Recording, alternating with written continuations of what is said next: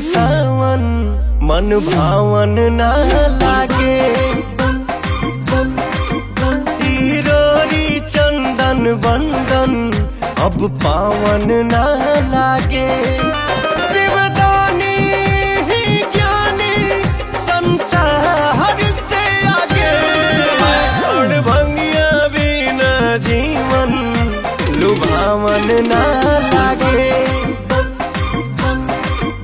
बिन भोले के ये सावन मन भावन ना लागे।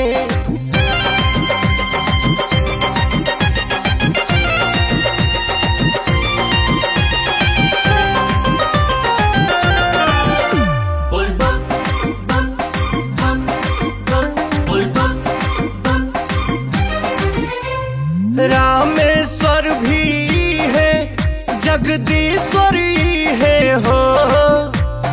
आदिदेव भी है ब्रह्मेश्वरी है हो।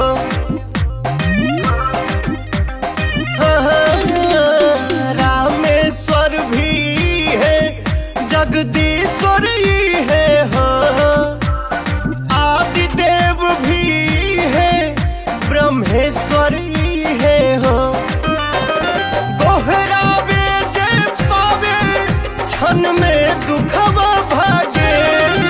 त्रिपुरारी बिना आंगन सुहावन ना लागे। बिन भोले के ये सावन मन भावन ना लागे।